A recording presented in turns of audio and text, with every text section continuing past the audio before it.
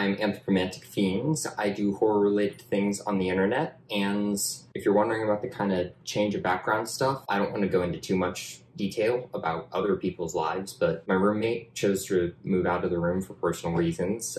There's no, beef between me and him or anything. He just had personal reasons and had to go, so I have some cool stuff in the background now. So, yeah. But today I am reviewing another film that was requested of me. It was one of the last movies on the poll I did a while back. It was tied with the Mephisto Waltz, which I just reviewed, and it was originally requested, I believe, by James Moss, who requested a lot of these films, actually, and I have more films requested by him coming in the future, but he has his own channel. He's reviewed a couple of the Friday the 13th movies now, and I think he's done some other stuff as well, but he's a pretty chill guy. Go check out his channel. I'll probably be linking it up here in the cards somewhere, but this movie is Dolls, which came out in 1987. It is directed by the legendary Stuart Gordon, who is known for movies like Re-Animator, Castle Freak, From Beyond, and, some other movies that, in fact, don't star Jeffrey Combs and Barbara Crampton and are loosely based on H.P. Lovecraft, but that was a formula he did really well. And this film stars Carrie Lorraine, who was in Poltergeist 2, and besides this movie and that movie, her only other film credits are one episode of Alf and one episode of Buffalo Bill, so it was a very short-lived career for her. In Patrick Williams, who was later on in Direwolf, he was in Terror Vision and was also in Re-Animator. Carolyn Purdy Gordon, who was married to Stuart Gordon and was in a lot of his movies like Fortress and Re-Animator, and was in Space Truckers. And this film stars the legendary Guy Rolfe, who I know best for playing the title role in Mr. Sardonicus, which is a movie I love and cherish. But he was also in a good bit of the Puppet Master franchise. I believe he actually plays Toulon in that. So between this movie and that movie, he kind of had the toy maker who makes creepy cool toys thing down. And he was in Operation Diplomat. And this film follows a little girl named Judy who winds up at an old dark house after the car breaks down while she's there with her dad and her stepmom. Her dad has divorced her mom and moved away, and they're both kind of shitty human beings who hate her and love to stifle her imagination. But lo and behold, they wind up at this spooky old house run by this sweet old couple who happen to be doll makers. You probably have figured this out by now, but the dolls are a little bit sentient, and shenanigans ensue. So the score for this film was done by Fusby Morse, who also scored Ghoulies 2, which I absolutely love, Huntress, Spirit of the Night, and Dark Angel the Ascent, and additional music, including, I think it said the original Dolls theme in the credits for this movie, was done by Victor Spiegel. I couldn't find anything at all about him on the internet except that he had done music for this movie, so I don't know if he's done anything else, but I want to give him credit. And the score for this movie isn't the most standout thing I've ever heard, but it's very, very sort of distinctly 80s and feels a lot like the stuff you'd hear in a lot of other full moon movies. It was not, composed by Richard Band, as a lot of that stuff was, but I think he was a music supervisor on this, so there might have been a little bit of that touch in there. But it's mostly just, some really nice sounding ambient synths, and I do like the main Dolls theme. It's this really sort of chimey, jingly, but creepy little melody that plays sometimes, and it's fun. And there's also a tiny, tiny little bit of punk music in this movie. I liked it, the dolls like it a lot less. And that music is in the movie because there's a couple characters who are stereotypical 80s punks. And from a visual standpoint, I love their costumes so much. It feels like they're maybe a little bit exaggerated as a version of what 80s punk would be, but also not really. But it is just really awesome and aesthetically pleasing, and I love it. The house itself doesn't have many, super distinctive characteristics, but Stuart Gordon really knows how to do a good, creepy, old, dark house, and this is absolutely no exception. All of the toys and dolls themselves are super creepy and uncanny valley looking, and I absolutely love the look of all of them and just the general aesthetic of this movie. And character-wise, another thing Stuart Gordon knows how to do really, really well is uncomfortable family dynamics and just uncomfortable human dynamics in general. If you look at the batshit wonderful love triangle that is Re-Animator, that's definitely there, but then you've also got the whole family tragedy that is Castle Freak. And this movie is much more in the lines of sort of uncomfortable family dynamics, kind of fueling what becomes kind of off-the-wall horror, because you've got this girl and her abusive dad who's married an abusive stepmom and are treating her like absolute shit and just want to get rid of her and go live their own lives. And honestly, they should have given her to a better family a long time ago, because I hate them. But unlike in Castle Freak, where the whole family is kind of broken down and dysfunctional, but you still feel for all of them and you care about them, I just love this spunky little girl and I want both of her parents to fucking die. And this movie kind of shares that sentiment and has a much more sort of comedic tone than Castle Freak does, or even I think Re-Animator does. Because Re-Animator can be really funny sometimes, but I think it still has a lot of emotional weight to it. And this movie does too, but it does lean into the humor a lot more, but in a way that I think works. And then when Guy Rolfe shows up, I'm just happy because I love him. It definitely does have that feeling of like an older, seasoned horror actor kind of appearing in a later movie, the same kind of vibe I get from seeing someone like Vincent Price in Edward Scissorhands, or Vincent Price, Christopher Lee, Peter Cushing, and John Carradine in House of the Long Shadows. I don't know how heavily into horror Guy Rolfe actually was in his early career. The biggest thing was Mr. Sardonicus, but Stuart Gordon definitely saw that and liked it. I mean, on my copy of Mr. Sardonicus, which is sitting back there up on that shelf somewhere, there's literally a commentary over the trailer by Stuart Gordon. So Stuart Gordon definitely knew what he was doing when he cast Guy Rolfe in this. And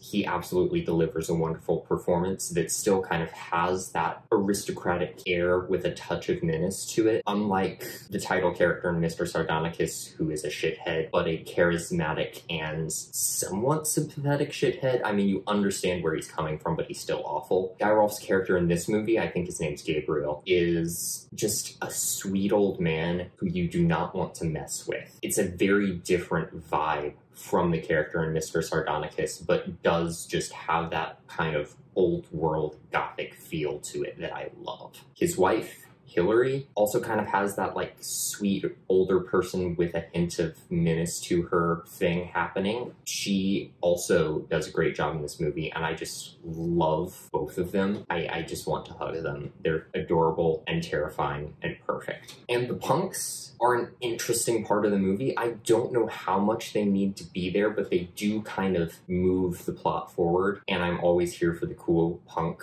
fashion. I really like the way Hillary treats them, pretty much, because like they're just kind of jumping up and down on their beds after they wind up at the house. And I should clarify that both of them are like hitchhikers, and they just kind of crash there with a guy named Ralph, who I'll get to, and they are just kind of being kind of noisy. They've got a radio going and are jumping up and down on the bed, and Hillary walks into the room to bring them a washcloth to wipe the paint off their faces because it seems to be a little bit runny. And they're like, no, it's supposed to look like this. And she's like, oh, okay, you gotta understand, me and my husband are kind of cut off from the outside world, and we're not really up to date with current things. And she's just very sweet and understanding about everything in a way I did not expect her to be, and I love that. But the punks are less respectful about it, and it kind of makes me sad, because we find out they're basically pickpockets, and they want to like steal stuff from Ralph and end up trying to steal a bunch of antiques from the family, which does not work out too well for them. Spoiler alert. Also, yeah, spoilers throughout this review. But I thought they were really fun characters, but I was more sympathetic toward them than I think the film wanted me to be. So when shit started happening to them, I was kind of like, oh, I know they were trying to steal from this family and they shouldn't have been, but also, oh. Ralph is kind of there, but I love him. So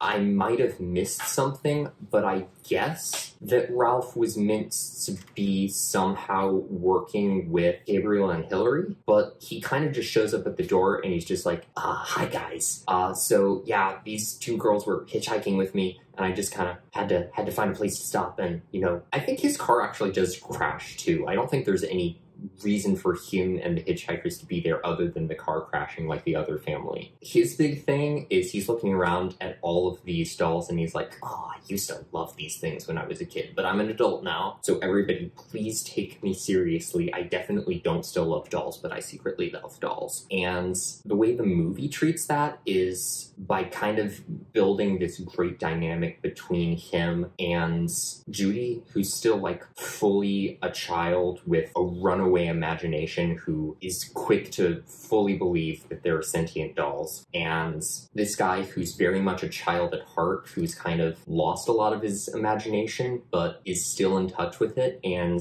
the dynamic between him and Judy is really sweet and really, really funny. There are some great lines, like when he at some point is trying to get her to show him stuff and he just goes, what do you mean you don't remember? And she just goes, what do you want from me? I'm 7 years old. And then there's just a lot of weird slapstick comedy. He's always hitting his head on something, and you can kind of see it coming from a mile away, but it's still funny to me, partly because it's so obviously coming. And the dolls themselves are really fun once we start to see them sort of moving around. There's so many of them that you can never really develop them as kind of distinctive characters like, you know, Chucky, or even the dolls in Puppet Master. I mean, that might be because of the aggressive marketing that Full Moon did, but I mean, I can, you know, readily identify most of the killer toys in Puppet Master, like, you know, Blade and Six Shooter and so on. But there's still a lot of personality injected into each of these dolls, and you can see them kind of whispering to each other and just sort of making faces when they're angry. Or, you know, sometimes they have these little high-pitched voices that will kick in, and they're adorable and ridiculous, and I love them. But also, when these dolls die, they have little, like, blackened, bubbly doll insides and little doll skeletons, and I don't know what that's about. I've never seen that in a killer doll movie before. I mean, kinda Chucky when he kind of starts becoming more human-y the more he's in the doll body, but still, I've never seen anything like this in a killer doll movie before, and what the fuck. That's not a good thing or a bad thing, it's just a what the fuck thing. And the effects in this movie are pretty fun, if that wasn't clear already by the fact that it's a killer doll movie and I'm already clearly delighted by it. But John Carl Buechler was one of the people that worked on the effects for this movie, and I already love his stuff. He worked on a decent few of the Friday the 13th. He directed Ghoulies Go to College, which I think sucks, but is still kind of fun in its way. He was in Hatchet and did some effects stuff for Hatchet, so he's in the mix here along with some other people, and the effects are great. It's kind of your quintessential cheesy but fun 80s gore, but it doesn't go completely over the top with it. It definitely goes above and beyond in certain places, but it kind of reins itself in for the most part for a while. When this movie starts out, it really only just hints at the dolls being there. But once the dolls start attacking, they are in full force for the rest of the movie, and it is wild. And honestly, I think, in spite of the Puppet Master comparison I made before, this movie does crazy killer toys kind of as a group in a way that I liked a lot more than Puppet Master. Granted, I've only seen the first one, and a lot of people are like, some of the other ones are better than that one, but I just loved this a lot more than that movie, for what that's worth. And these dolls are cruel. Like, they're not just stabbing people or killing them. Like, they are really cruel. They bring out hacksaws and are like trying to cut off people's limbs with them, and there's like sound effects for it, and it just makes me cringe so much. And if you've ever seen, you know, the iconic missing eyes image from this movie, I now have context for that image, and just how fucked up these dolls are. And again, once those dolls get going, we get some great stop motion. Like, there is a lot of stop motion in this movie, and it's pretty clear that they've kind of just been composited into this background, but it fits just enough that it works, and the animation itself, given the budget that they probably had, is really, really solid, and regardless, just very charming. Story-wise, and just plotline things that happen-wise, I really have one qualm with this movie, and that is the fact that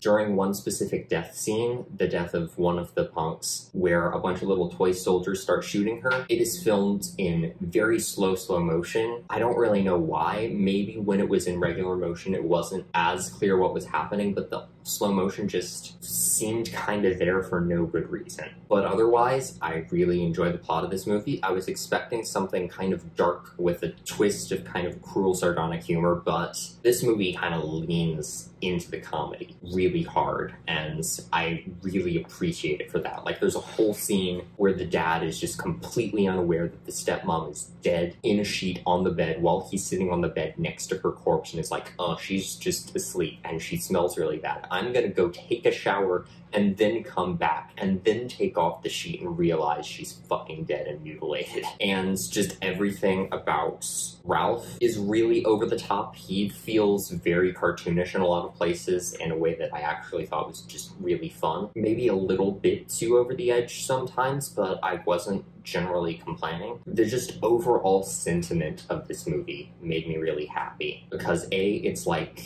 you're never too old to play with toys, which I think is a great message. B, get as far away as possible from your parents if they are abusive and shitty to you, and find better people to take care of you. And yeah, those are the main things, but it brings in these creepy killer dolls who are clearly being brought to life by this creepy doll maker and his wife, who is a witch. And there's kind of this creepy undertone of them kind of being Hansel and Gretel-y witch people.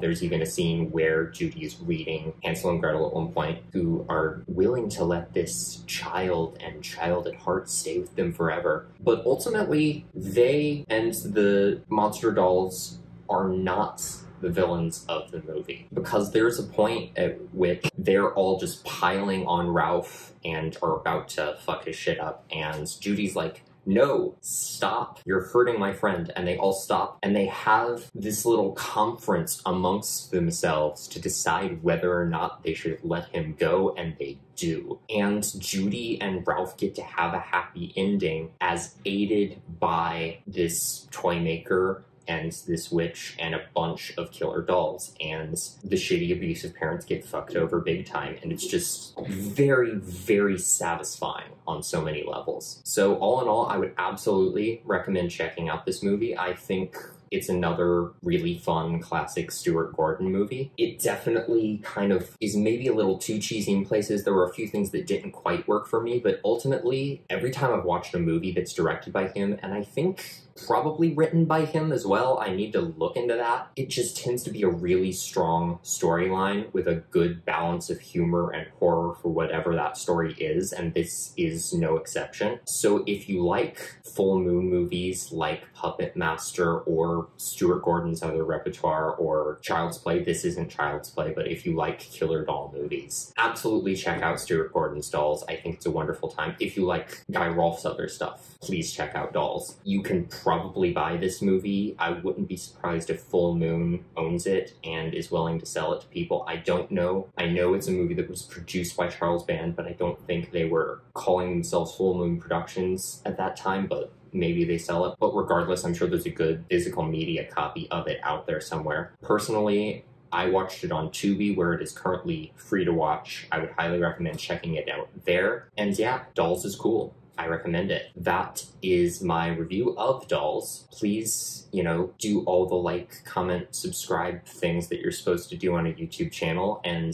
let me know what you think of Dolls, or if this review makes you want to watch it. Thank you for watching my video, and hopefully I will see you in another one. Bye!